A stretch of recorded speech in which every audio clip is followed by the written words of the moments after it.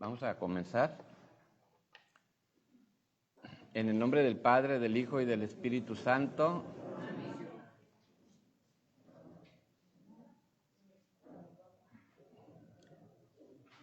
Padre Dios, tú que te has revelado a los hombres para indicarnos el camino de la salvación, darnos a conocer tu nombre y tu presencia en medio de nosotros, te pedimos que abramos nuestro corazón al Espíritu de Dios que nos dio Jesús, para que en cada momento y en cada circunstancia nosotros podamos conocerte y amarte, y así poder colaborar en la construcción del reino de tu Hijo Jesucristo.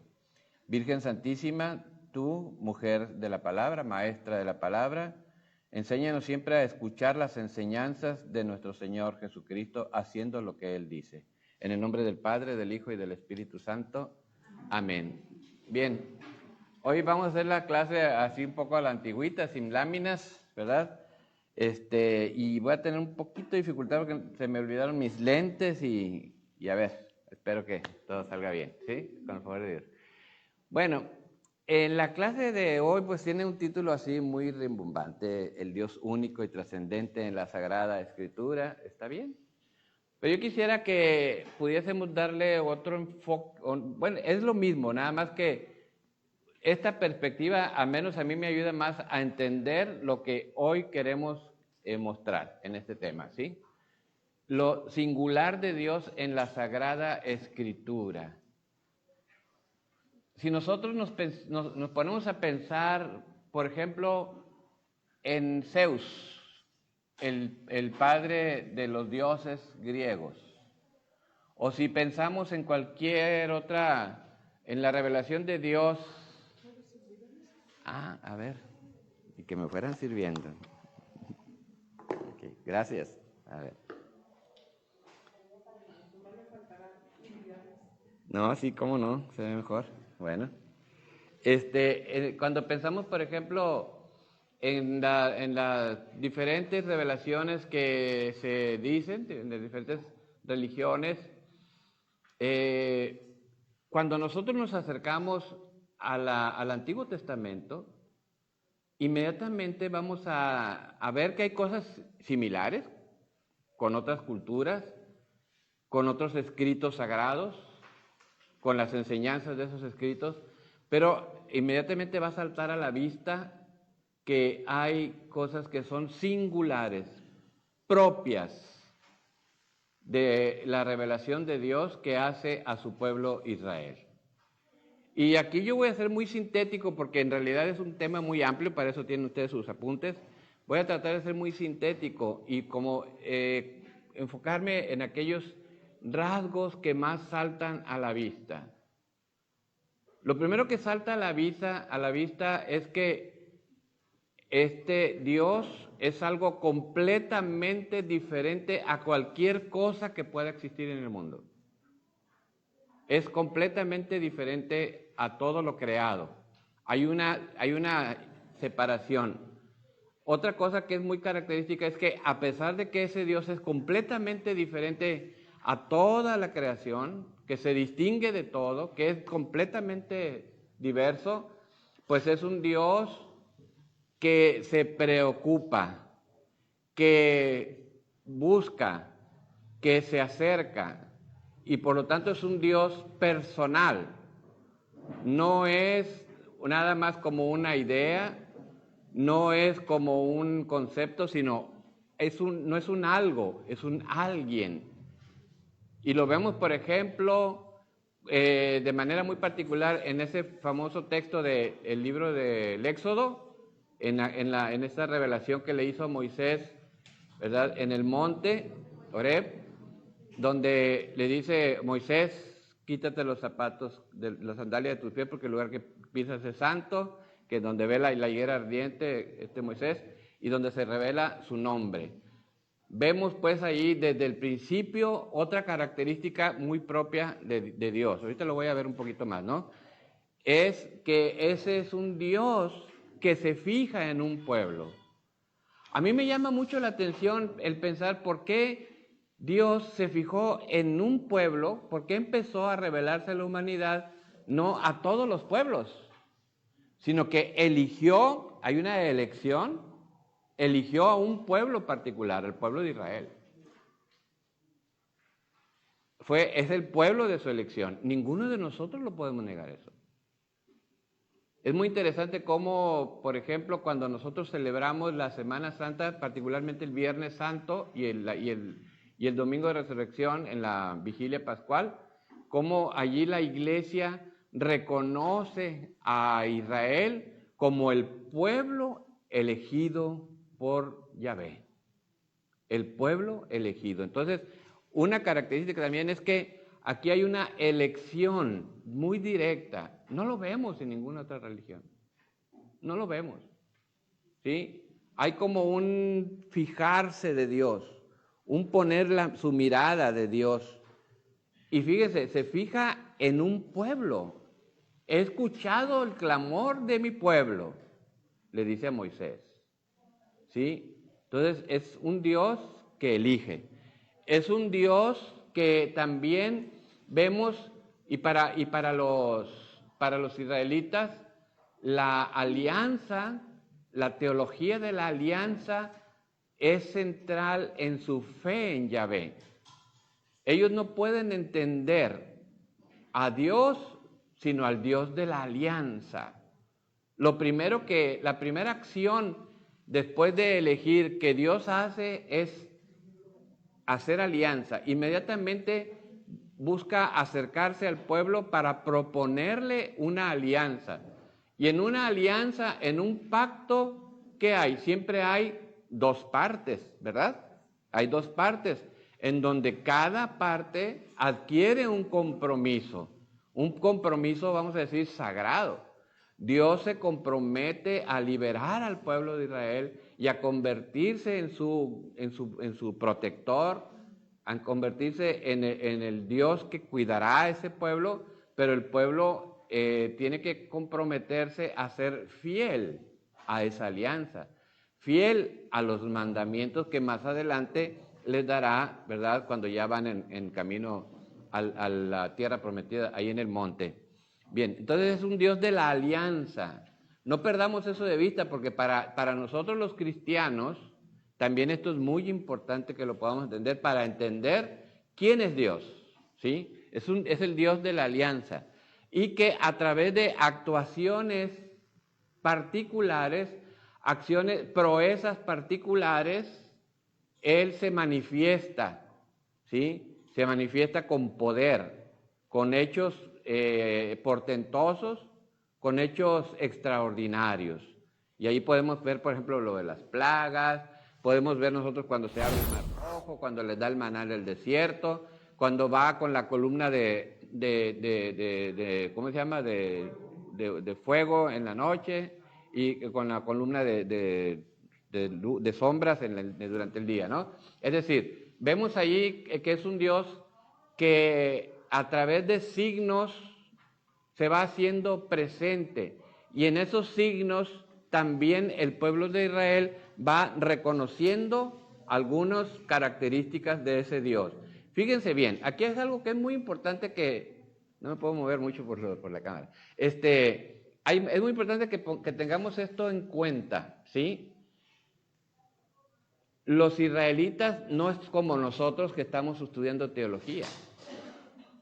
No es como nosotros que no sé, Moisés sacó un tratado del misterio de Dios y dijo, a ver, vamos a estudiar. No fue así. Sino a través de esa presencia poderosa, esa presencia real de Dios, trascendente, pero presente, ¿sí? Él va manifestando quién es, y los israelitas van poco a poco conociendo a ese Dios.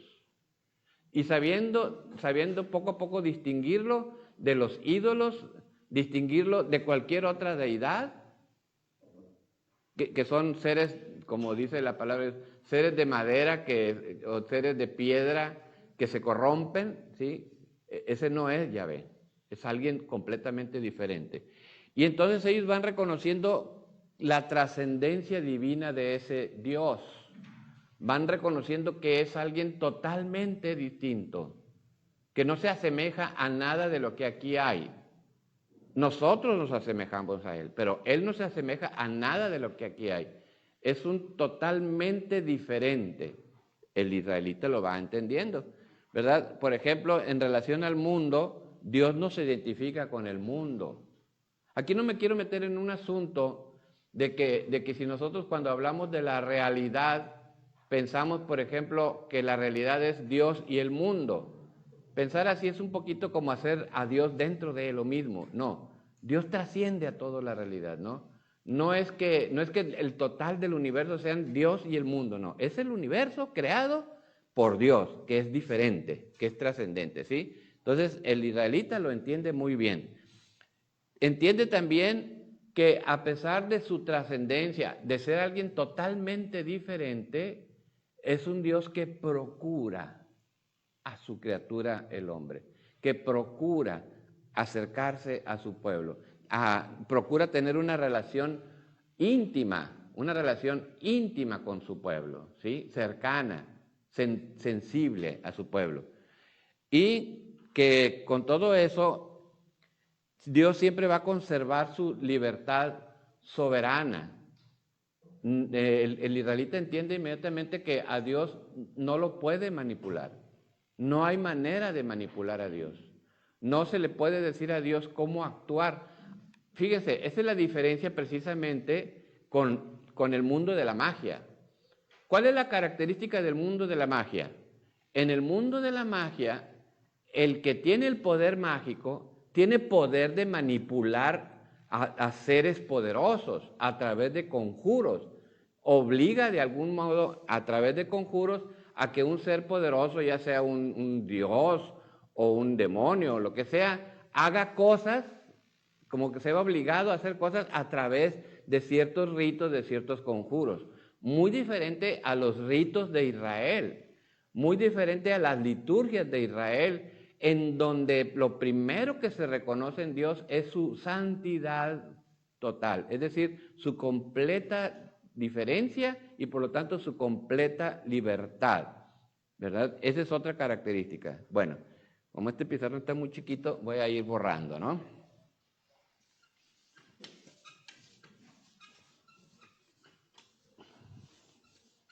Ok.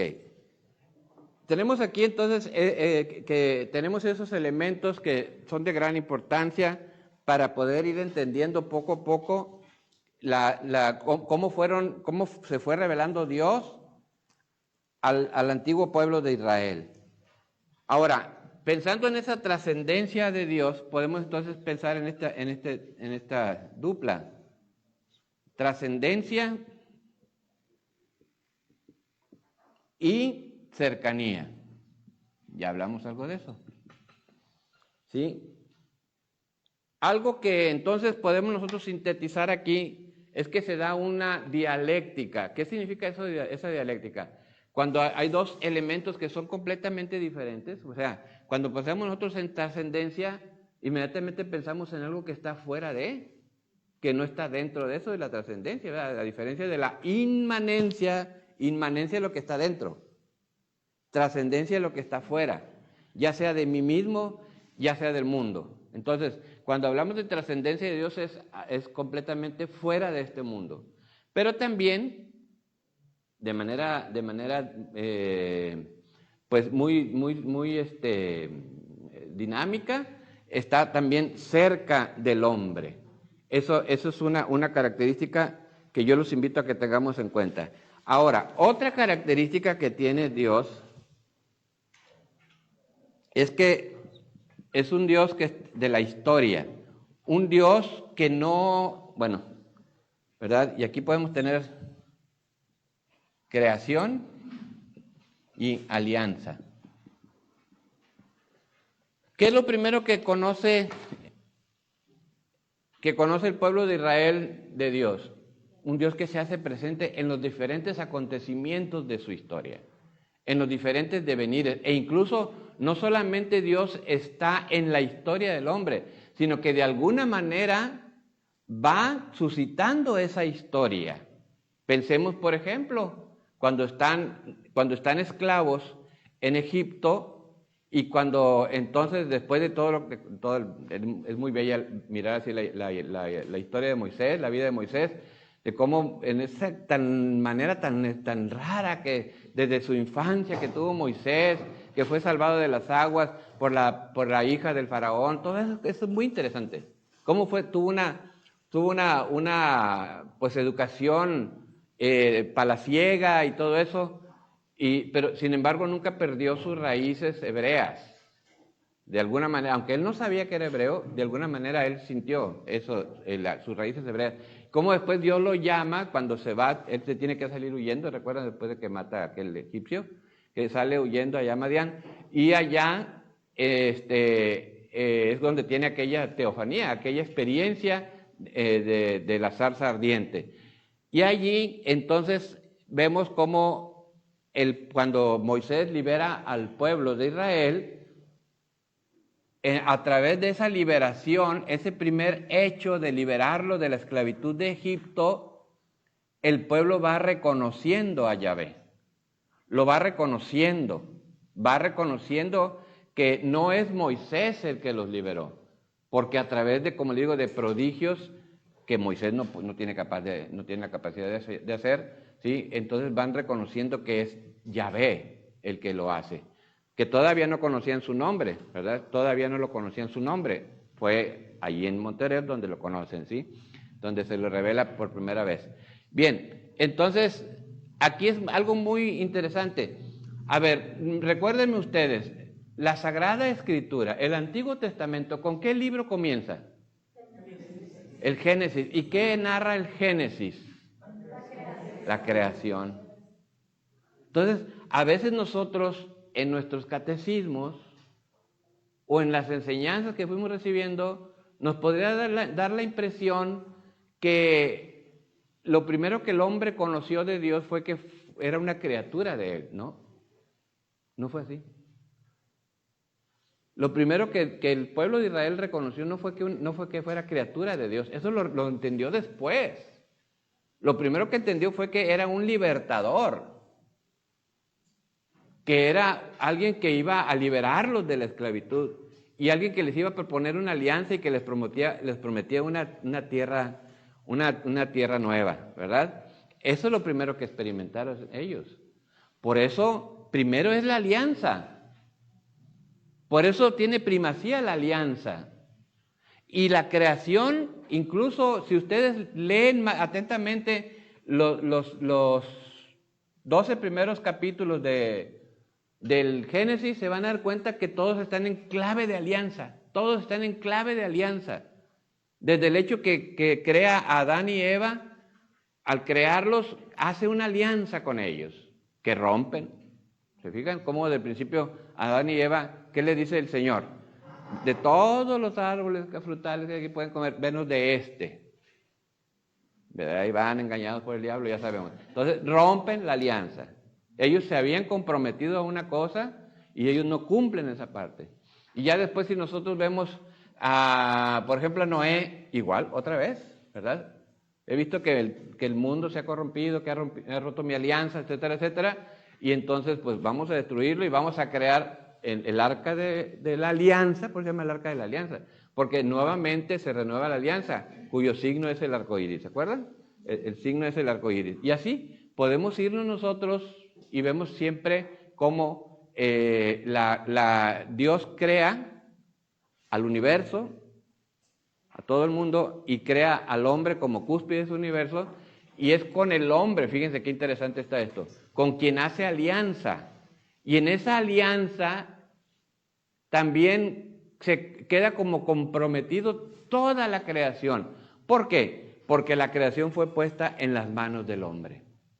Al hombre se le dio la administración de todo lo creado. Entonces, por eso también la alianza es cósmica, es con el cosmos, pero a través de su criatura, el hombre. ¿Estamos bien o nos regresamos? Porque esto aquí es donde a veces nosotros tenemos problemas, porque aquí como tenemos muy metido que nos enseñaron el catecismo primero lo de la creación, Y a veces lo de la alianza ni nos lo dijeron. La verdad no. Sí nos enseñaron, pero no fueron tan enfáticos nuestros maestros de catequesis en la importancia que tiene la alianza en la revelación de Dios. Es decir, en el poder nosotros entender quién es Dios. ¿Sí? Bueno.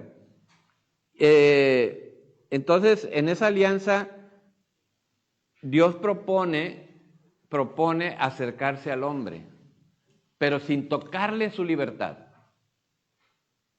Aquí es algo que también a mí me parece de gran importancia para entender muchas cosas, entre ellos el mal del mundo.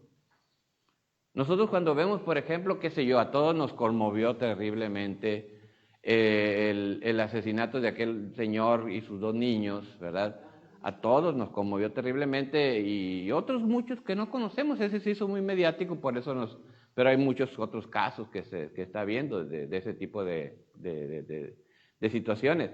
O nos conmueve, por ejemplo, ver tantos niños que viven en pobreza extrema o ancianitos que andan en la calle y vemos pues todas las cosas y a veces como que quisiéramos como decirle a Dios, Dios, ¿qué te pasa pues? ¿Por qué no actúas? ¿Por qué no haces algo? ¿Y dónde está la respuesta? Está precisamente que nosotros tenemos una alianza con Dios. Y somos nosotros los que no estamos cumpliendo esa parte de la alianza que son sus mandamientos. Es cuando el hombre rompe la alianza, cuando nosotros rompemos la alianza al desobedecer los mandamientos, es decir, desobedecer la voluntad de Dios, cuando entra el mal en el mundo. El mal entra por el pecado, ¿sí? Por el pecado entra la muerte y todas sus consecuencias, ¿sí? Ahora, ahorita no me quiero meter, porque es un tema muy largo, el tema de los cataclismos y todas esas cosas en donde pues no parece ser que la mano del hombre provoque eso. Eso después si quieren, si tenemos tiempo lo explicamos, ¿sí? Pero ahorita quedémonos con esto, ¿sí? Quedémonos con esto. Entonces, aquí hay algo que tenemos que tener muy presente. Dios propone. ¿Quieres hacer alianza conmigo? ¿Quieres tener una relación íntima conmigo? Él invita. Ya nosotros aceptamos o rechazamos. Y esa es la historia de la salvación. Ese cómo Dios propone y el hombre acepta, pero después se va con otras cosas, se va y se fija en ídolos, se fija en otras cosas y entonces le da la espalda a Dios. Le da la espalda a Dios y es el hombre el que rechaza la propuesta de Dios. Dios nunca se desdice de su propuesta. Dios nunca se desdice de su alianza. Él es el Dios, como después lo reconocerán los salmistas y todos los libros sapienciales, Dios es el Dios fiel y misericordioso. Pero fíjense cómo siempre está esa dupla. No solamente es el Dios misericordioso, sino el Dios fiel y misericordioso. Porque Dios muestra la misericordia que tiene con el hombre, conservando su alianza, es decir, siendo fiel a la alianza. Él nunca se desiste de la alianza, ¿sí? Y a partir de ahí, pues, en la historia de la salvación son los diferentes pactos históricos que se van llevando a cabo, en donde Dios, pues, fíjense que aquí esto me llama la atención, cómo Dios podría decir, ya estoy harto de ustedes, ya váyanse, ¿verdad? No, nuevamente otra vez, y nuevamente otra vez, y nuevamente otra vez, vuelve a proponernos su alianza. Porque Él sabe que como fuimos hechos por Él, entonces el hombre no puede vivir sin Él. En lo más profundo de su corazón, el ser humano está hecho para Dios y sin Dios no puede realizarse, aunque pretenda hacerlo. Y ahí está Babel. Babel es un signo de la pretensión del hombre de querer construirse a sí mismo y construir sus sociedades prescindiendo de Dios. Eso es lo que significa la Torre de Babel, ¿sí? Bien.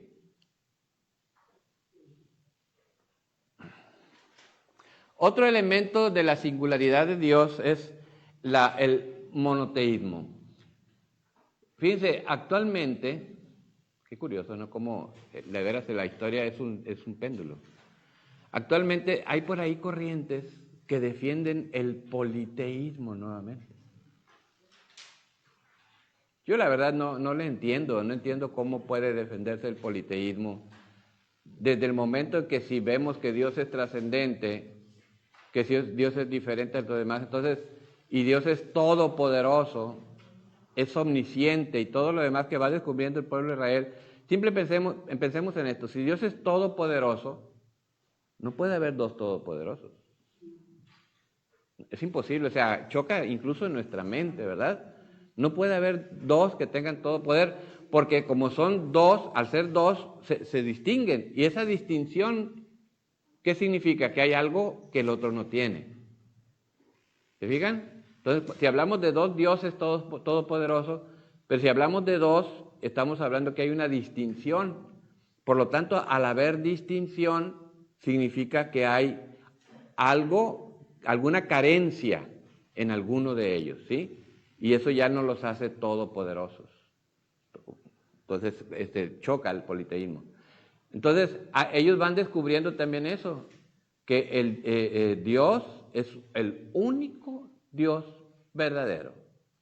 ¿Se fijan cómo los israelitas no aprenden así con conceptos, sino con experiencias? Van entendiendo con experiencias. Es el único Dios verdadero, el único libertador, el único Dios que salva. Y así lo van asimilando y lo van enseñando a través de las generaciones. ¿Sí? Ven.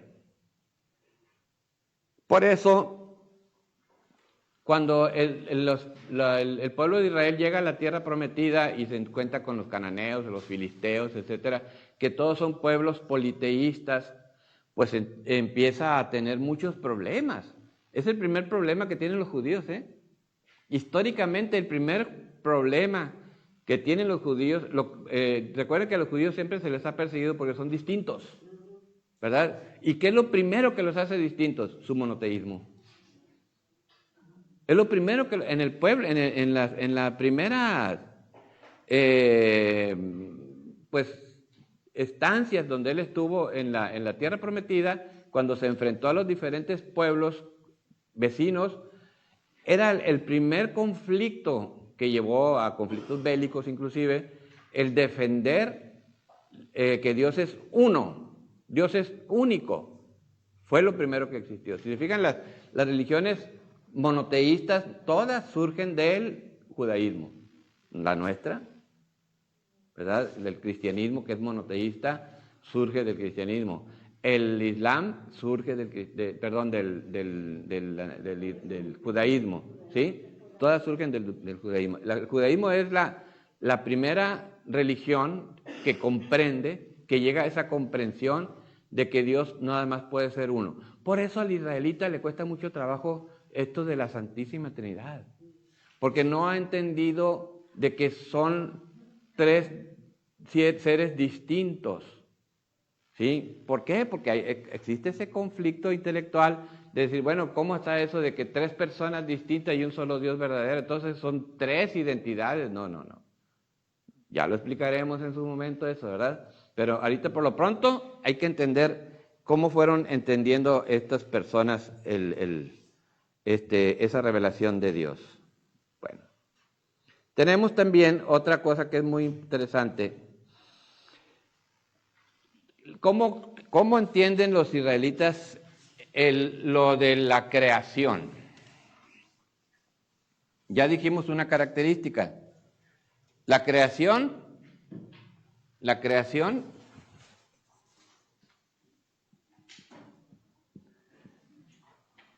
se distingue de él mismo, es decir, la creación del mundo, el mundo es criatura y él es creador, Dios es creador. ¿Sí? Y entre ellos hay una distinción completa entre la criatura, que es el mundo, y su creador. Entonces, es lo primero que entienden, esa distinción entre mundo y Dios, que ya lo expliqué. Pero otra distinción, si quieren aquí le ponemos, mejor así, distinción entre Dios y mundo. Otra que aquí a veces los protestantes dicen cosas bien chistosas. Cuando dicen, ¿dónde dice eso que Dios, que dice en la Biblia? ¿Dónde lo dice? Ustedes en la Biblia no van a encontrar tal cual así. Lo dicen de alguna manera los profetas, lo dicen de alguna manera la creación ex nihilo. ¿Qué quiere decir eso? Creó de la nada. Y aquí tenemos un problema filosófico. Cuando hablamos de la nada, no hablamos de algo. ¿Sí? O sea, no es que la nada sea una caja donde sacan cosas, ¿no? ¿Sí? La nada es nada. Claro que la mente no puede pensar en la nada. ¿Sí? ¿Por qué? Porque la mente siempre piensa en realidades, en cosas. Por lo tanto, pero sí podemos pensar, si no podemos entender lo que es la nada, lo podemos entender por su contrario, ¿verdad? Que su contrario es el algo, ¿sí? Y el origen de donde Dios hizo todas las cosas no es algo, simplemente no es nada. ¿Se fijan cómo hasta el lenguaje es difícil? ¿Sí? Porque ya estamos diciendo que es, pero en realidad no es, ¿verdad? No tiene entidad. Y eso es un concepto clave para entender la creación. Entonces aquí la nada no quedaría cuando dice que la nada es todo. No. Yo no sé, nunca lo he escuchado. Sí, que la nada es todo. No, la nada es nada. La nada es nada, ¿verdad? Entonces, es decir, sí. Por eso es creador, porque lo crea pues de la nada. Así es, sí. Pero fíjese cómo aquí, como los seres humanos somos creadores, nosotros creamos también estos mesabancos, esas lámparas, esta chamarra que yo traigo, estos lentes que me prestaron, este iPad que no me prestaron, etcétera. Las hicimos nosotros, las creamos nosotros, pero siempre partimos de algo. En sí, padre, no es crear, desde mi punto de vista, es descubrir lo que ya Dios hizo. El hombre lo descubre, no lo crea, porque ya lo crea Dios. Sí. El hombre lo descubre Bueno, pero sí, o sea, vamos a hablarle creación en cuanto a la capacidad de transformación. El ser humano es el que tiene esa capacidad de transformar sus entornos. Por eso tenemos civilización, ¿sí? O sea, sí creamos en ese sentido, pero no creamos de la nada, siempre a partir de algo. Tenemos creaciones, ¿no? O sea, esa imagen de San Judas Tadeo, alguien la creó, no nomás le echó pintura allí, ¿sí? Esta chamarra no nomás hacía ver, pues a ver qué, sino hubo una inteligencia creadora. Pero, sí, pero a diferencia de Dios, Dios crea de la nada. Para nosotros eso es muy importante de distinguirlo, ¿no? Sobre todo actualmente con los nuevos ateísmos, en donde dicen que, ¿recuerdan aquel principio? No me acuerdo de quién era, ustedes me recuerdan ahorita, no me acuerdo si Mendelssohn, no me acuerdo quién. Que la materia no sino se transforma. Solo se transforma, ¿verdad? Y la materia se puede convertir en energía y la energía en materia. Bueno, entonces, desde esa perspectiva, algunos han pensado que la materia es eterna porque no se destruye. Si no se destruye, no tuvo fin. Pero es una manera de entender las cosas. Simple y sencillamente, más que destrucción o no, es una transición. Pero tuvo que haber un momento en el que no había materia, en el que no había nada, ¿sí? Hoy día está en tela de juicio eso del Big Bang, ya saben ustedes, ¿verdad? Gracias a un tal James Webb, de un telescopio, de que le calcularon mal los científicos y resulta que el principio de todo el universo no es tal cual, porque se han descubierto galaxias que ya tienen mucho tiempo y que están muy cercanas al principio del tiempo, y bueno, ahí están hechos bola ellos, que se hagan bola los científicos, ¿verdad? Sí, sin embargo se mueve. Bueno, entonces, yo creo que aquí lo importante es que podamos nosotros, si estamos de acuerdo o no con la teoría del Big Bang, lo que sí es incluso científicamente lógico, que las cosas tuvieron un principio. Y si tienen un principio, tendrán un final. Porque todo lo que comienza termina, ¿sí? Todo lo que comienza termina. Entonces, aquí este concepto es clave para poder nosotros entender al Dios del Antiguo Testamento, que es nuestro Dios, por supuesto, ¿verdad? Ahora, el defender la unicidad de Dios no es solamente un problema teológico, teorético, académico, podríamos decir. No es solamente un problema que decir, bueno, ok, ya entendí, Dios es uno. No es solamente eso, sino tiene implicaciones morales. Porque entonces, al estar yo frente a un Dios que es único, que es creador de todo, que es dueño del universo, y que me pide que el único modo como yo me puedo salvar es a través de una alianza, por lo tanto eso tiene implicaciones morales muy serias. De ahí vienen los mandamientos. ¿Sí? O sea, nosotros no podemos pensar en un Dios que no sea exigente. Por eso en el Antiguo Testamento se habla que Dios es un Dios celoso. No al modo nuestro, ¿verdad? Sino en cuanto a que Él, como soberano que es, nos exige vivir en esa alianza. Porque Él sabe que si no vivimos en esa alianza, entonces el hombre se corrompe. ¿Sí? Entra precisamente una corrupción moral. Y al entrar en esa corrupción moral, el hombre, como decía Thomas Hobbes, un filósofo inglés, ¿verdad? El hombre es lobo del hombre, ¿verdad? Entonces el hombre se convierte homo hominis lupus, ¿verdad? El hombre se convierte en lobo del hombre. Empezamos a destruirnos a nosotros mismos. Bien, y esto siempre ha sido así en la historia de la humanidad.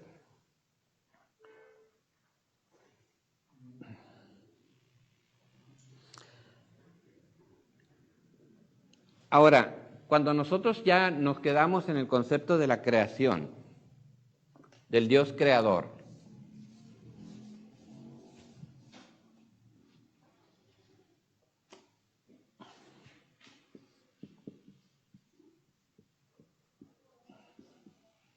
dijimos que esto tiene implicaciones éticas. Al ser nosotros sus criaturas, lo primero que tenemos que distinguir es eso. Un como sentido de ubicación. Que ese fue precisamente el primer pecado. El primer pecado, el pecado de Satanás y el pecado del hombre fue el no estar ubicado. El no querer reconocerse, pretender ser más de lo que es. El hombre es criatura y los ángeles son criaturas. Esos son. Entonces cuando se pierde ese sentido de ubicación y entonces el diablo y después nosotros pretendemos ser como dioses, es cuando empieza precisamente, cuando entra por la soberbia el pecado. Entonces la soberbia es el principio de todo pecado, porque la soberbia nos pone frente a Dios como si fuéramos iguales. Y al ponernos como si fuéramos iguales, entonces nosotros ya no reconocemos su soberanía, ni reconocemos su autoridad sobre nosotros. Ese es el problema. Y hoy fíjense cómo el mundo contemporáneo dice, es que yo no me quiero someter a una autoridad trascendente como es Dios. A mí no. O sea, es el pecado de origen. Es el pecado de origen, ¿sí? El no querer reconocer que somos hechura de Dios y que por lo tanto como hechura nos corresponde hacer lo que nos dice nuestro Creador. Y a veces eso nos cuesta mucho trabajo. Nos cuesta mucho trabajo poder reconocer eso. ¿Por qué? Porque perdemos algo que, vamos a decir, hasta filosóficamente está muy claro. Vamos a decir, en nuestra escala de ser, nosotros somos criaturas. Eso somos. Y hay algo que está a continuación, y ahí está precisamente la conexión ética. Y no pasa nada. Yo estoy llamado a la plenitud, pero como criatura. a mi plenitud. La palabra justificación, que es muy preciada en el Antiguo Testamento y después San Pablo la rescata de una manera muy hermosa, viene de una palabra, aquí la voy a poner en latín, que es justus, el justo, la medida. ¿Sí? Entonces, ¿qué es la justificación? Es el que tú, hechura de Dios, criatura de Dios, está llamado a alcanzar una plenitud, tu altura. Eres justificado cuando alcanzas tu altura, tu plenitud, que es bastante amplia, muy amplia. Sin embargo, a veces yo quiero estar ya por encima de esa altura a la que estoy llamado. Y es entonces cuando yo, en lugar de estar justificado, pierdo mi capacidad de ser justificado, porque entonces yo me quiero erigir a mí mismo, negando pues la parte que a Dios le corresponde, lo que a Dios le toca para que yo pueda alcanzar mi justo. ¿Vamos bien? Porque los veo así como con cara de signo de interrogación. ¿Sí? Bueno, vamos bien. Perfecto. Y otra cosa que es interesante, que ya lo dijimos muy al principio, es que al habernos hecho Dios, nos hizo como imago Dei, a su imagen. Y somos imagen de Dios. Y como imagen de Dios tenemos algunas características que son propias solamente del ser humano. Y ahorita no quiero meterme en problemas de que si los animales son inteligentes o no. Vamos a pensar en esta inteligencia como autoconciencia para no pelearnos. El animalito no tiene autoconciencia, por más que le busquen. Ni hay cielo de gatos.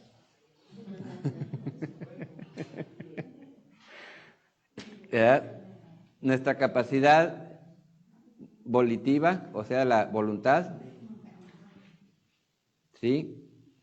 Que le podemos llamar también de autodeterminación.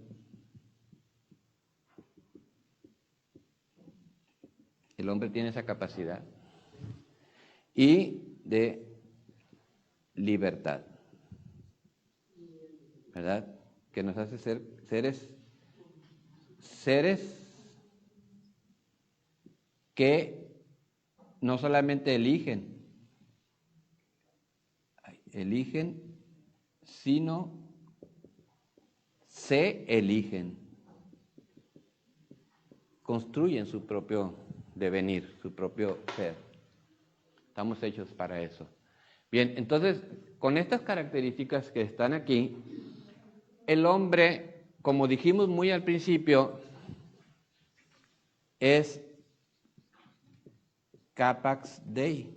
Fíjense cómo del imago Dei pasamos al capax Dei. Somos capaces de Dios. Somos capaces de Dios. ¿Mande? Seres que eligen, o sea, el humano no solamente es un ser que elige, sino que se elige. ¿Sí? Se va junto con su, o sea, es decir, determina su voluntad. ¿Sí? Ante un dado conocimiento, toma decisiones, no solamente para afectar su entorno, lo externo, ya hablamos ahorita de la capacidad de creatividad que tiene el ser humano, sino también de autorrealizarse, ese es el ser humano. Entonces, por eso somos capaces de Dios, por estas características que tenemos. Por lo tanto, por nuestra capacidad de interiorizar, que es la inteligencia eso significa, ¿verdad? Leer dentro. Nosotros somos capaces de mirar las cosas por dentro, en lo profundo. Por esa capacidad, entonces también somos capaces de Dios, somos capaces de descubrirlo y de tenerlo en nuestras vidas, de tener una experiencia de conocimiento de Dios. Ya dijimos, ¿verdad?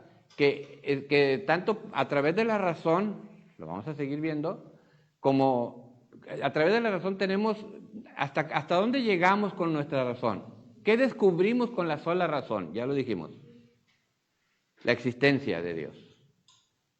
No necesito yo el Evangelio, no necesito yo la Sagrada Escritura para poder yo llegar a un conocimiento de la existencia de Dios, de reconocer un ser superior, que lo veo, puedo yo contemplar su huella a través de lo creado, en esa analogía que ya dijimos, ¿verdad? Esa analogía, si todas estas cosas que están aquí las hizo un ser humano, que requiere de inteligencia y voluntad para hacerlas, pero cuando yo miro las estrellas, cuando yo miro los árboles, cuando yo me miro a mí mismo, descubro que no fue el ser humano quien se hizo a sí mismo, ni hizo los árboles, ni hizo las estrellas, ni hizo los pájaros. Y vemos cómo la estructura organizacional, ya lo dijimos también, de esos seres es muy, muy compleja. Por lo tanto, hasta un organismo unicelular es muy complejo, ya lo dijimos, ¿verdad? Una amiba es muy compleja. ¿Sí? Entonces, ahí nosotros descubrimos que hay una inteligencia superior, o sea, sin necesidad de descubrirlo en la Sagrada Escritura. ¿Qué es lo nuevo que nos trae a nuestra razón? ¿Qué nos ilumina? La revelación. Precisamente esto, es decir, de ese Dios que existe, vamos descubriendo estas características porque Él mismo se autorrevela, Él mismo se manifiesta, como lo estamos viendo aquí, ¿sí? Y el hombre lo va reconociendo a Dios como su hacedor y por lo tanto su autoridad. Va el hombre reconociendo la superioridad de Dios y que por lo tanto, al ser superior a mí, pues yo tengo que como supeditarme a Él. Es necesario en mi existencia ese supeditarme a Él. Y de aquí nace un nuevo tema, que es el tema de la responsabilidad. ¿De dónde viene la palabra responsabilidad? ¿Alguien me puede decir? Viene de la palabra respuesta, ¿sí? De responder, de dar, ¿qué responder? Dar respuesta, ¿verdad? Responder es dar respuesta. Yo pregunto, o yo cuestiono, o yo incito, y hay una respuesta, ¿sí? Acción-reacción, ¿sí?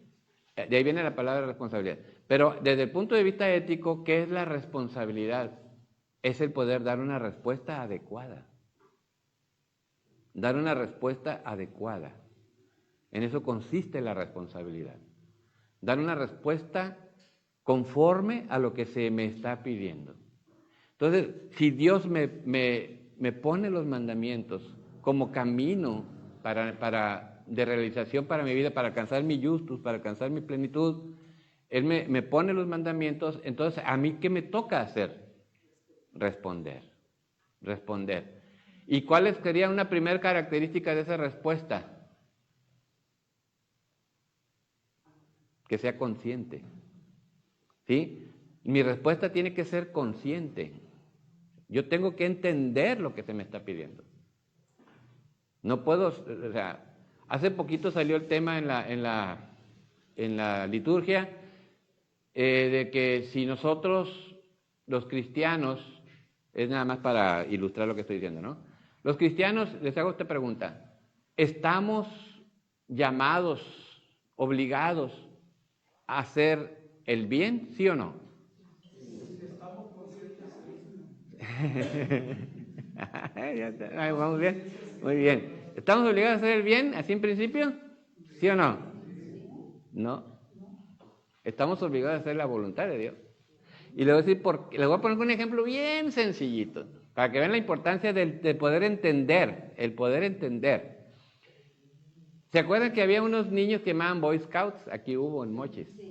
¿Verdad? Yo estuve en eso, pero duré una semana porque nomás puros nudos nos ponían, y yo quería acción. ¿Sí? Entonces, había los Boy Scouts, ¿verdad? Siempre nos daban como una consigna, ¿no? Tiene que ser una obra buena todos los días, algo en beneficio de otros, que no obtengan ustedes un beneficio. Eso nos enseñaban. Y entonces resulta que un niño, un Boy Scout, que estaba muy entusiasmado y que le dijeron que tenía que hacer una obra buena, y pues estaba viendo qué obra buena hacer. Y resulta que vio ahí en pleno centro a una viejita, ¿verdad? Que estaba en la esquina y dijo, ya sé. Entonces agarró a la viejita y cuando tuvo el semáforo para peatonal, la pasó al otro lado, ¿verdad? Y la viejita, en lugar de dar las gracias, le dio con la sombrilla un sombrillazo. Le dijo, muchacho tonto, por tu culpa se me pasó el camión. Entonces no se trata de hacer el bien como nosotros lo entendemos, sino de hacer la voluntad de Dios. Porque a veces nosotros creemos hacer, entonces por eso necesitamos conocer. Lo primero que necesitamos, ponernos a conocer, a descubrir, a discernir la voluntad de Dios. Si no, pues a lo mejor voy a hacer, hay muchas personas que, recuerden que en el mundo se han hecho grandes crímenes en el nombre de Dios. Nosotros los cristianos tenemos cuentas pendientes y los musulmanes ahorita las tienen, ¿verdad? De cómo se hicieron muchas injusticias en el nombre de Dios. Y yo no sé hasta dónde llegue la perversidad o no sé, o hasta dónde realmente sí. Por ejemplo, cuando un musulmán le corta la cabeza a un cristiano, piensa que está actuando para ganarse el cielo. ¿Como Pablo? Ahí está. O sea, es decir, ¿por qué? Porque Pablo, ¿qué tuvo que hacer? Tuvo que ser tumbado de su caballo para él entrar en un nuevo conocimiento, en el conocimiento de la verdad auténtica, que es la de Cristo. ¿Sí? Entonces, primero que tenemos que, en esa responsabilidad que tenemos, lo primero que hay que es entender. ¿Sí? Y para eso necesitamos usar nuestra razón, una R. ¿Verdad? Nuestra razón. Para que entonces nosotros podamos responder de manera, dijimos, adecuada. ¿Sí?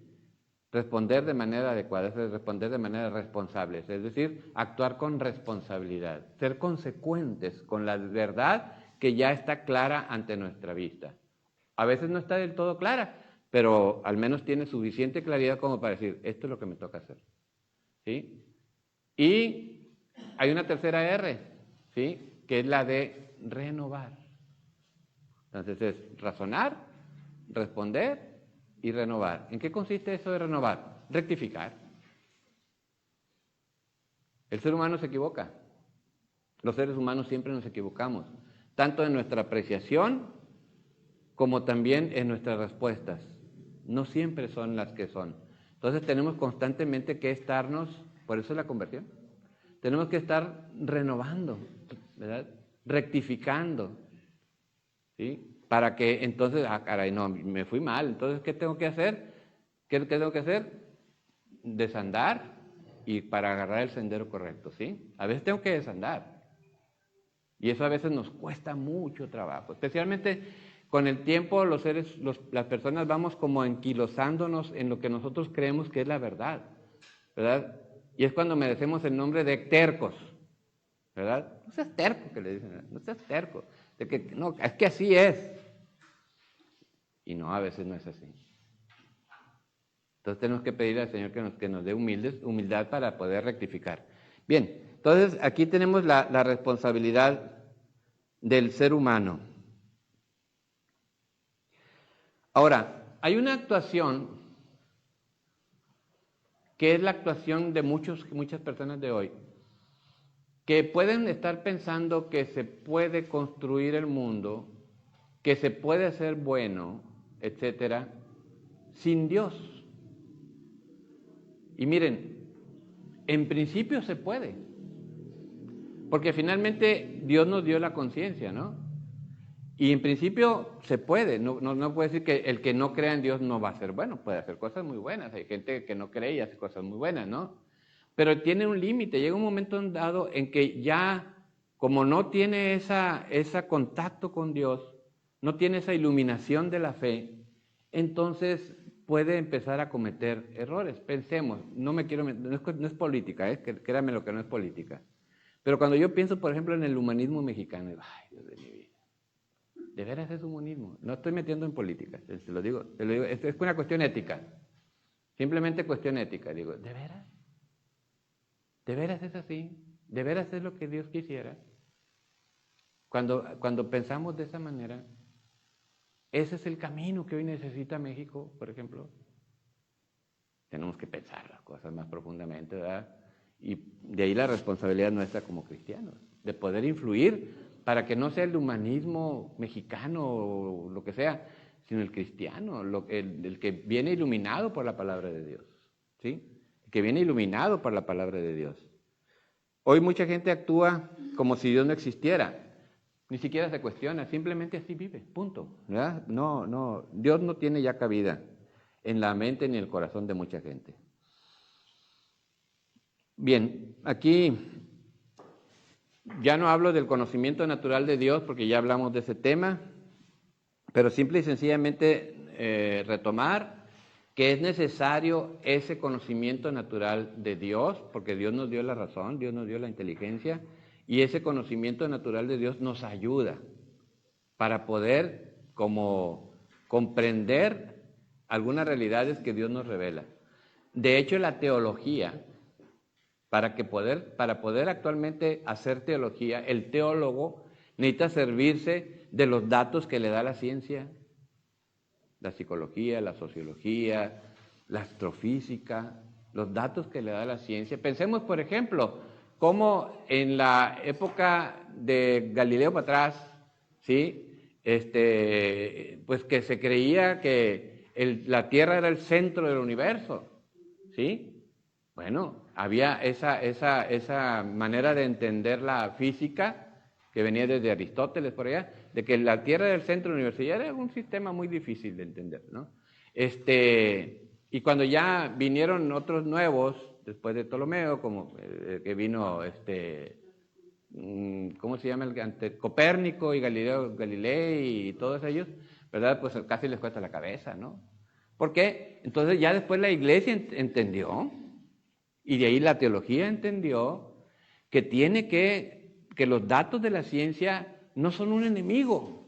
Al contrario, hoy más que nunca se tiene muy claro que cada vez la ciencia, los datos que nos va arrojando la ciencia, nos van ayudando a entender más lo revelado por Dios. El Papa San Juan Pablo II tiene un libro, una encíclica muy bonita sobre la fe y la razón, bellísima, sí, yo se la recomiendo. Y Benedicto XVI también tiene muchos escritos al respecto. En Vaticano hay un centro de ciencia, hay incluso ¿cómo se llama? Un observatorio donde se están constantemente estudiando los astros y eso, ¿no? Entonces, es decir, actualmente el que estudia teología hace uso de los datos que le arroja la ciencia y que le arrojan las ciencias humanas también, como la psicología, la sociología, la filosofía, etc. ¿Sí? Entonces, no está peleado esto. Bien, vamos si quieren a descansar un momentito, porque está un poquito aquí.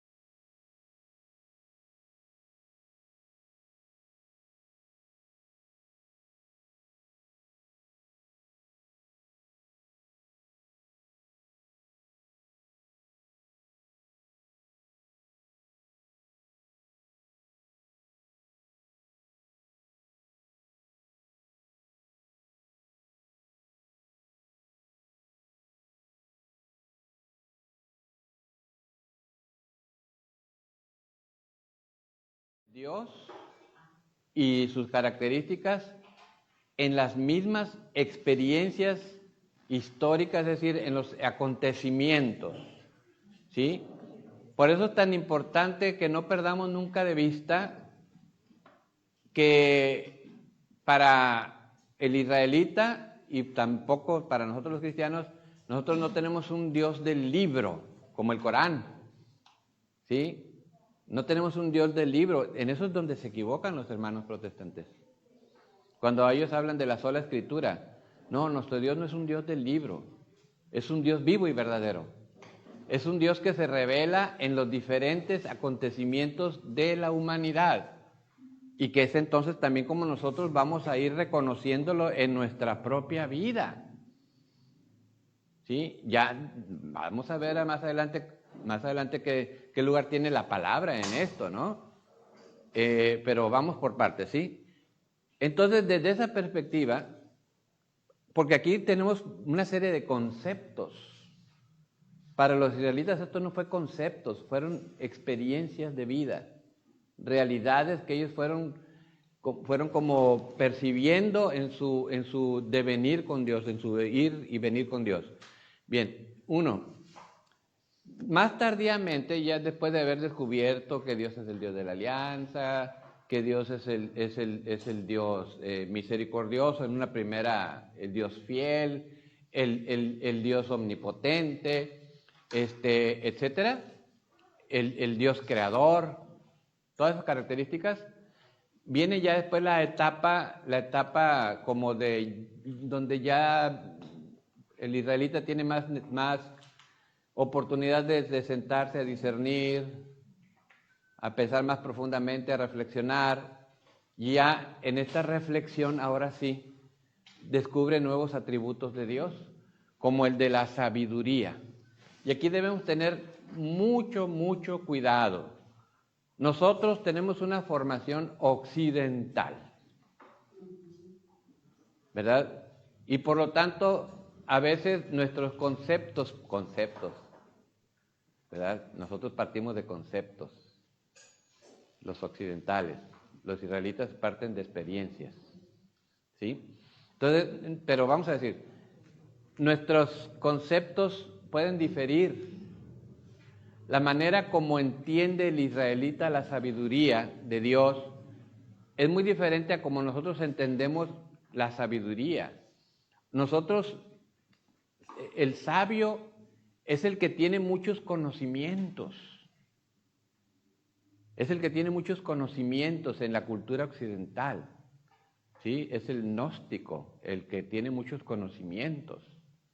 Mientras que para el israelita el sabio es el que tiene experiencia de Dios. El sabio es aquel que sabe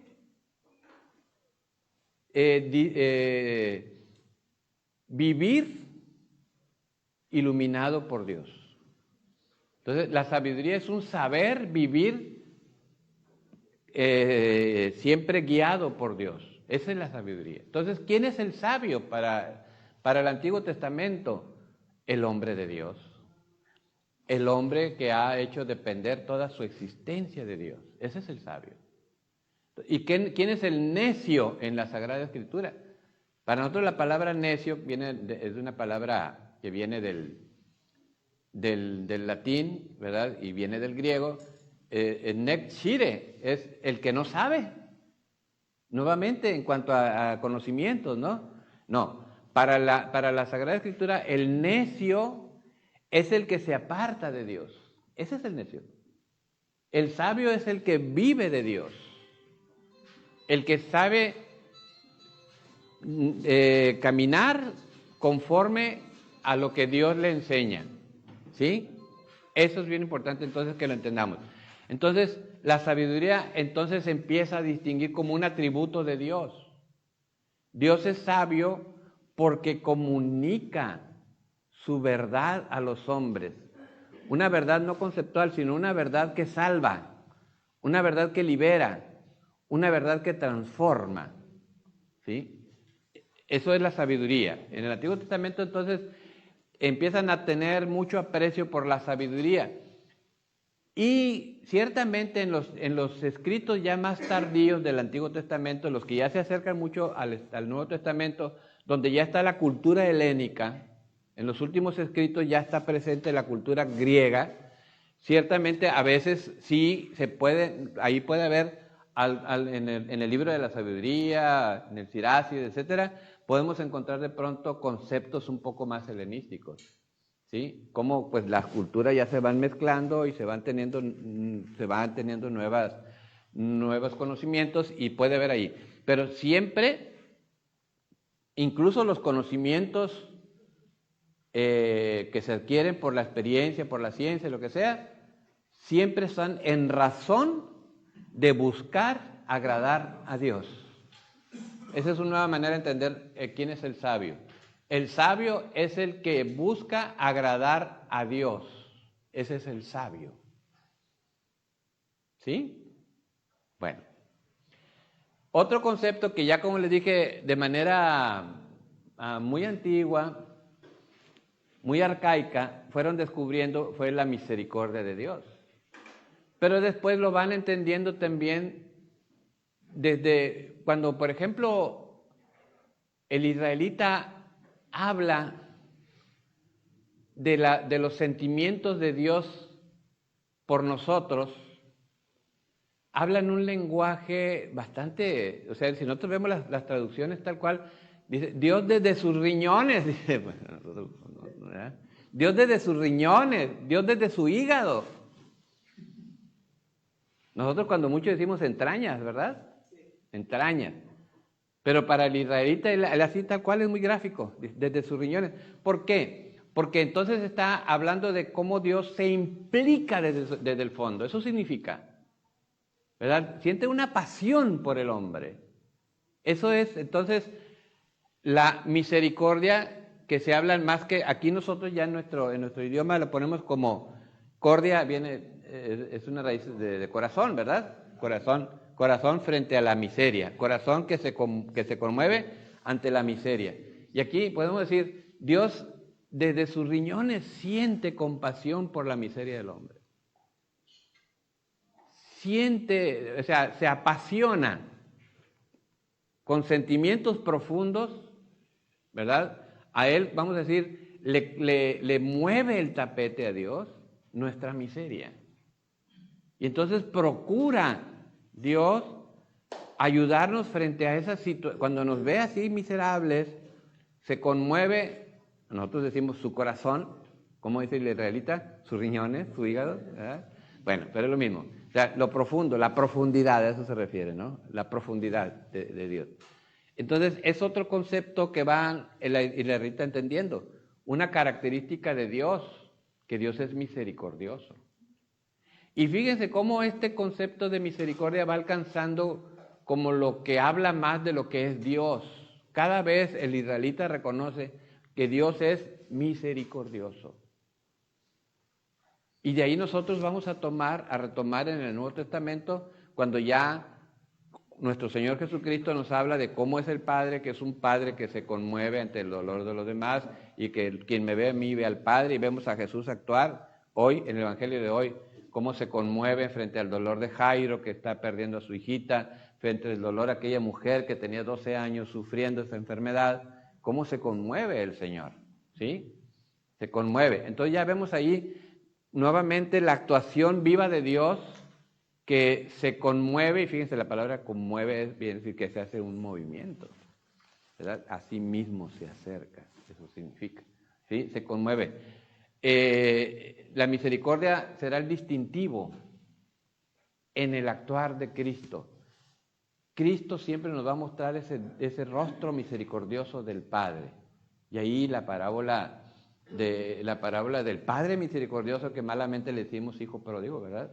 Porque en realidad el protagonista de la parábola es el Padre, no es el Hijo, ninguno de los hijos, es el Padre, que da siempre misericordioso ante los dos hijos, no nomás ante los dos hijos.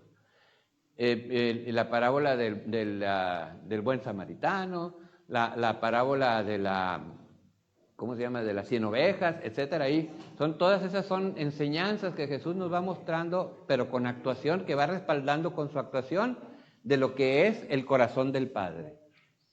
¿sí? De lo que es el corazón del Padre. La actitud ante la muerte de Lázaro también dice que conmovió. Exacto, que hasta lloró, ¿verdad? No fue una actuación, sí sintió de verdad, el amor al amigo. Bien, entonces vemos aquí cómo va, hasta que ya Juan, nuevamente, así como el pueblo de Israel, que tuvo oportunidad de poder tener tiempos de paz para reflexionar, y de ahí vienen todos estos nuevos conocimientos. Así también Juan, que es el único que sobrevive, porque todos los demás pues, murieron mártires, él tiene la oportunidad de poder escribir el Evangelio, su Evangelio de San Juan, que es mucho más teológico, y las cartas, donde él llega a decir como definición, ¿quién es Dios? Dios es amor, punto. Dios es amor, ahí lo dice todo, ¿sí? Bien, pero aquí es también muy importante que entendamos esto. Recuerden que Dios es fiel y que en su fidelidad, ¿qué es lo que quiere Dios? Dios quiere lo mejor para nosotros. Dios quiere lo mejor para nosotros. Y de ahí es como debemos de entender el concepto de justicia. Dios es justo. Dios es justo en cuanto que desea que cada hombre alcance su justum, que sea justificado. Pero hay fuerzas opositoras, fuerzas malignas, que se ponen como barrera a que se lleve a cabo el plan de Dios. Es decir, fuerzas injustas que impiden que el ser humano se realice como tal. Entonces, en esa justicia de Dios es como nosotros entendemos que es un Dios que juzga. Es decir, un Dios que en un momento dado pone en evidencia el mal del corazón del hombre y que por lo tanto ese mal a ese hombre lo condena. No es que Dios lo condene, sino que Dios evidencia la maldad del corazón del hombre. Y entonces, recuerden por ejemplo el Salmo 50. ¿Recuerdan el Salmo 50? Y la historia anterior del Salmo 50, el Salmo 50 tradicionalmente se lo atribuimos al rey David, ¿sí? ¿Y por qué compone el Salmo 50 el rey David? ¿Verdad?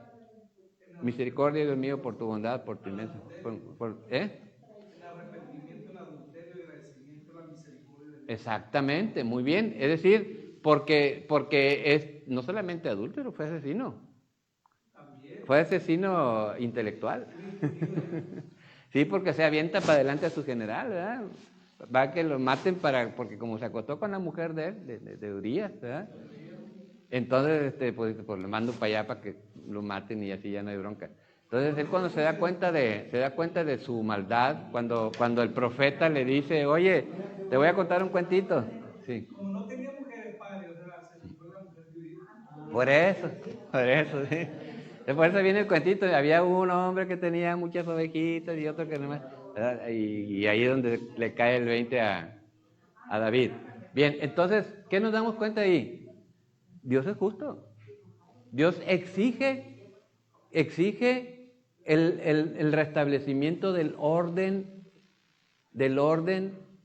que se dirige a que se realice su plan, que es para todos, no para unos. De aquí se desprenden muchas ideas teológicas, ¿verdad? Como por ejemplo la del purgatorio. Nosotros los católicos defendemos el purgatorio. ¿Por qué? Por la justicia de Dios. Por esa razón. Y ahorita que estamos con lo del jubileo, pues vamos explicando cada vez y entendiendo cada vez más lo que significa la indulgencia plenaria, ¿no? Y cuál es la razón de la indulgencia y todo eso. Es decir, todo está aquí en orden a que Dios es justo. O sea, simple y sencillamente por esta lógica. Una persona toda su vida es malvada, comete muchas atrocidades, muchos atropellos, asesinos, violaciones, hace muchas cosas malas y nunca se arrepiente. Y es probable, porque sucede, que a esa persona le vaya bien en la vida y se muere y allá todavía le espera el cielo. No. ¿Verdad? Entonces ahí es donde decimos, no, es que hay una justicia. Hay una justicia, ¿verdad? Divina. Si no existiera esa justicia divina, entonces son mentiras que Dios fuera misericordioso. ¿Verdad? Bueno, ok, pero al final de cuentas, al final de todo, viene un concepto que a mí me parece maravilloso. Dios es simple. Dios es simple. Y eso implica muchas cosas. ¿Por qué a veces a nosotros nos cuesta tanto relacionarnos con Dios? ¿Porque Dios es complejo? ¿Porque es difícil de acceder? No. Porque nosotros somos complejos. Porque nosotros somos complicados. Nos encanta complicarnos la vida. Nos encanta complicarnos la vida. Fíjense, a mí, o sea, no me cuadran los números aquí. No me cuadran cuando, por ejemplo, qué sé yo, Pancho y Pancha se casaron. Tuvieron panchitos y panchitas, ¿verdad? Y los fueron criando. Y fueron esforzándose toda la vida dedicados a Panchito y Panchita, porque son muy exigentes los hijos. Te quitan todo, ¿verdad? Todo, ¿sí? Entonces, dedicados ellos a Panchito y a los Panchitos y Panchitas. Pero llega un momento dado que Panchito y Panchita se van, ¿sí? Se van. Entonces ya nos quedamos tú, Pancho y Pancha. Ok, nada más estamos tú y yo, ¿verdad? Lógica pura. Ah, no, ahí estoy, a pelearme con Pancha y a pelearme con Pancho. Entonces no se entiende, somos bien complejos cuando tenemos la oportunidad de poder disfrutarnos porque ya no están los plebes. No, a ver, que porque tú pusiste los lentes así y yo te dije que no los pusieras así, están así. Ya es motivo de pleito.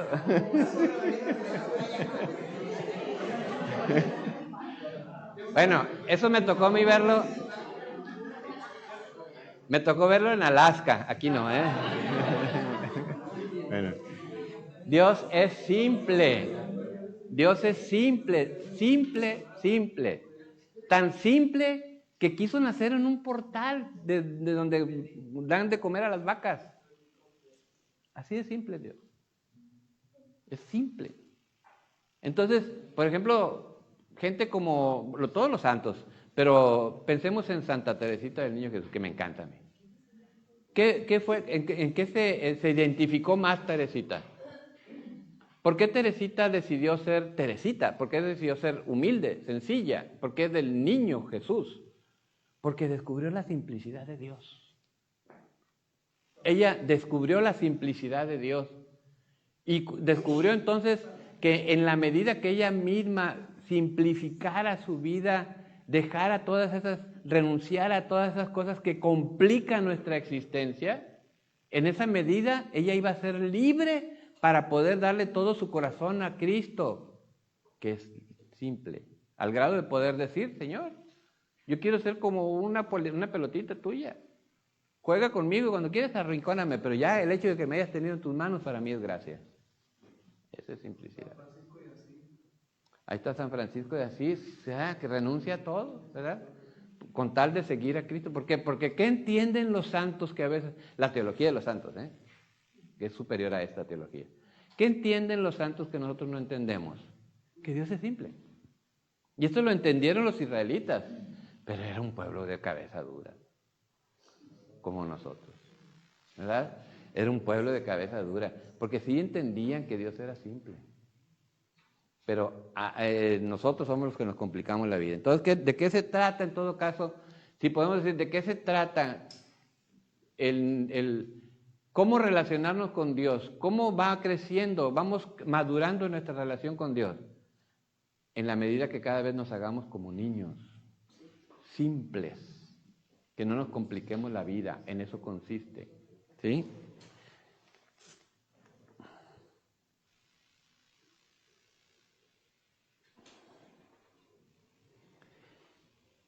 Bien, otro punto aquí que es muy interesante.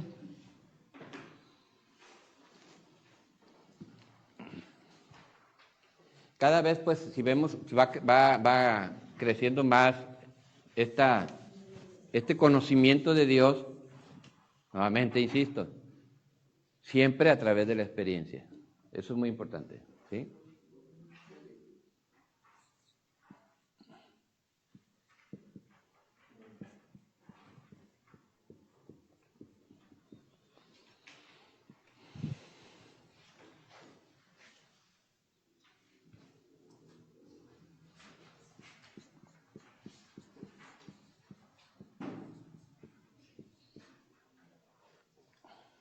Le voy a hacer una pregunta. ¿El tiempo existe? ¿El tiempo existe? ¿Sí o no?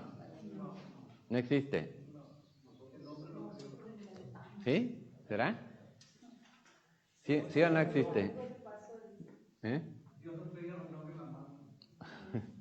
Es algo muy complejo, ¿eh? En realidad es muy complejo eso del tiempo, porque aunque no podemos, lo medimos de manera espacial, ese reloj que está ahí va caminando, es decir, va haciendo un recorrido espacial que nosotros lo entendemos como un minuto, como un segundo, etcétera, ¿verdad? Así. Sin embargo, hay un filósofo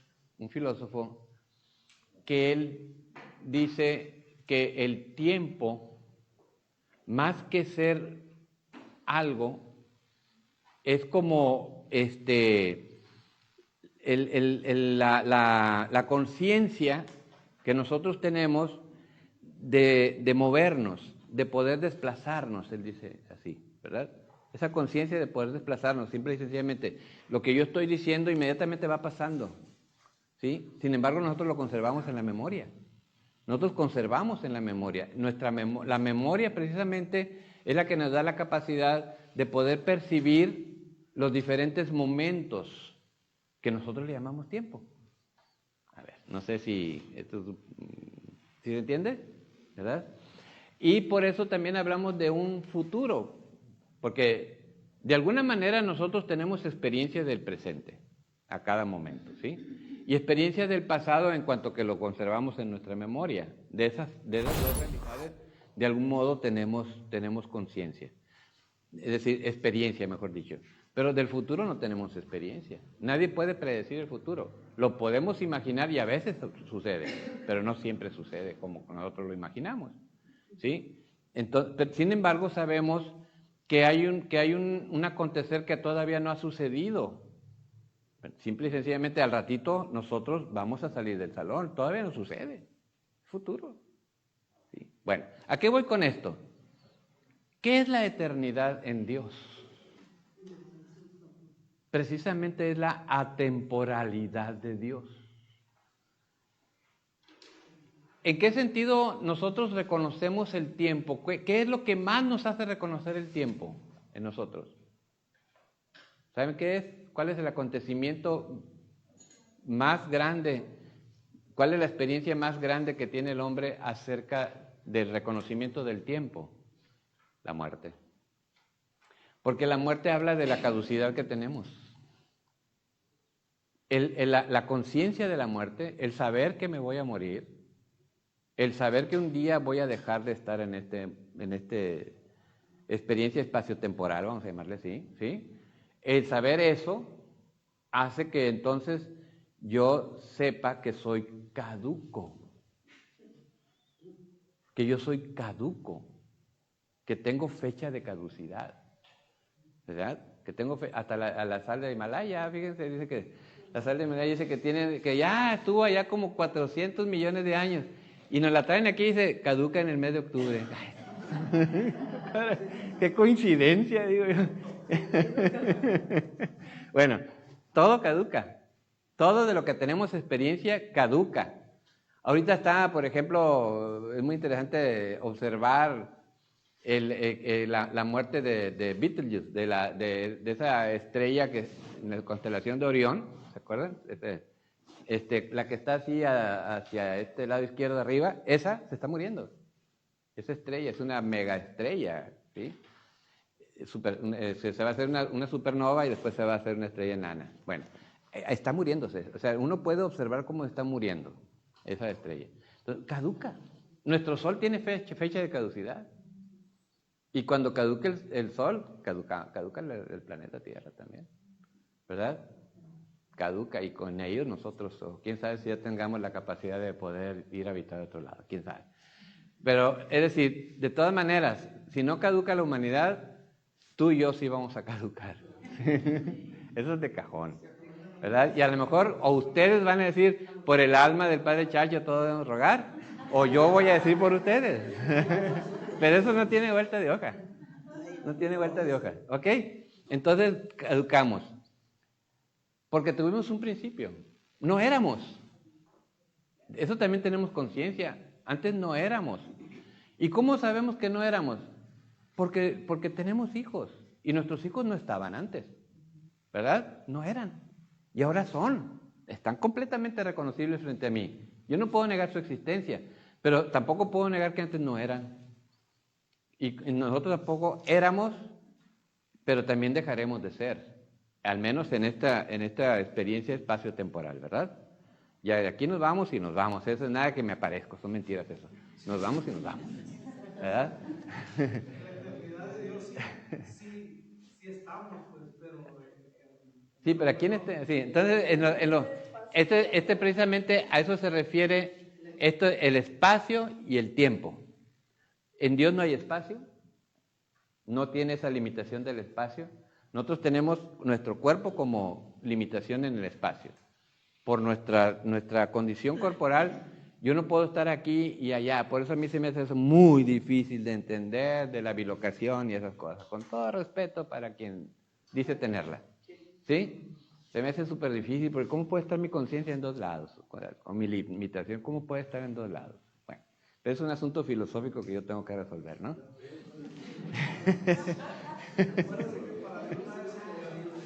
¿Cómo? No, para Dios no hay nada imposible, eso sí. Pero eso que a todo el mundo anda diciendo que no, por favor, ¿verdad? Y que la Virgen le habla y que no sé cuántas cosas, ¿no? Bueno, entonces, pero Dios sí, para Él sí es omnipresente, no tiene esa limitante. Ahora, yo me pregunto, ¿y la Virgen? ¿Y los santos? ¿Cómo pueden estar presentes en varios lugares? No son Dios. Acuérdense, porque ellos se reflejan en la gracia de Dios, ¿verdad? En la visión beatífica. Al estar en la visión beatífica, entonces se le da. A mí lo que me complica mucho la existencia es pensar cómo el diablo puede estar en muchas partes. Eso no lo he podido resolver, ¿verdad? Ni lo voy a resolver, yo creo. ¿Por qué? Porque no tiene visión beatífica. El diablo no tiene visión beatífica. Es decir, es una concesión que Dios da, ¿verdad? No solamente por el hecho de ser espiritual. El diablo es espiritual, ya sabemos, ¿no? Es espíritu, no es como nosotros. Pero de todas maneras, pero no nos metemos ahorita con el diablo. Entonces, Dios es omnipresente, es decir, no tiene límites espaciales y es eterno, ¿sí? Pero eso lo van descubriendo ellos también porque ven cómo Dios se hace presente en diferentes realidades y en diferentes tiempos, ¿sí? Eso habla entonces de que Dios no tiene ni principio ni fin, es eterno, eso significa ser eterno, ¿ya? Que no tiene ni principio ni fin, es un presente continuo. En Dios no hay pasado, en Dios no hay futuro, es un presente continuo. Bueno, ese es un poquito más complejo, pero eso lo descubren también nuestros antiguos padres, los israelitas. Ahora, de aquí que llegamos entonces a lo siguiente. Hoy celebramos a una mártir, a Santa Águeda, virgen y mártir, ¿verdad? Santa Águeda. ¿Sí? Hoy celebramos a Santa Águeda. Y yo me pongo a pensar en todos los mártires. Ahora, todo cristiano estamos llamados a ser mártires, recuerden, ¿no? Todos. Es decir, a ser testigos, eso significa ser mártires, sí. Pero aquellos mártires que fueron capaces de entregar su sangre, o sea, pensemos así humanamente, ¿cómo se les ocurre? ¿Cómo se les ocurre? Esto no lo podemos explicar más que pensando en todas estas cosas que dijimos, en la misericordia de Dios, en la sabiduría de Dios, en la poder infinito de Dios, en todo eso, y la santidad de Dios, pero pensando en que Dios es eterno y que quien entrega su vida, que es caduca, porque, o sea, todos nos vamos a morir un día, ¿no?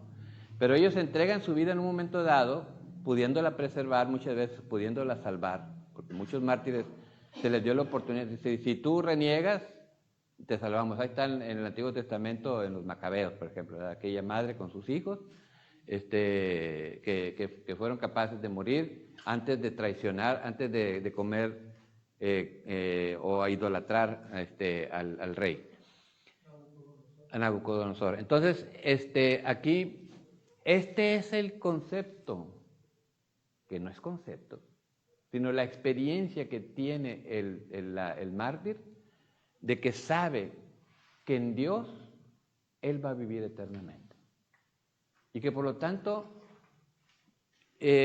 como dice Pablo, estimo mi vida en nada frente a Cristo. ¿Verdad? Todo lo tengo por basura frente al Señor. ¿Sí? Allí está. Y es donde nosotros también tenemos que pensar profundamente y poder decir, a ver, ¿qué tanto realmente yo creo en la eternidad de Dios? ¿Y qué tanto creo yo que Él me va a compartir su eternidad? Porque de otra manera, ¿cómo todo mundo nos resistimos a dejar de ser? De alguna u otra manera, todo mundo nos resistimos a dejar de ser. Pero allí, cuando se adquiere esa conciencia, entonces nos damos cuenta de lo siguiente, es que no voy a dejar de ser. Simple y sencillamente voy a pasar a una dimensión mucho más, o no. Voy a pasar a una dimensión perfecta y no imperfecta como esta. Esta es imperfecta porque está sujeta al espacio y al tiempo que me limita en todo. ¿Sí?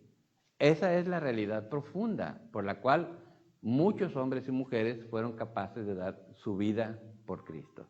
Bueno, si quieren aquí le dejamos, hay muchas cosas más, pero ya ahí se las voy a dejar yo a ustedes.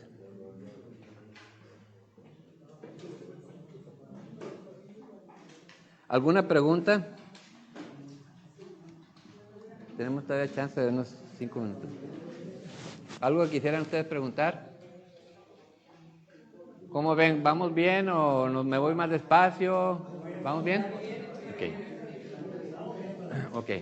Entonces, nos ponemos de pie, por favor.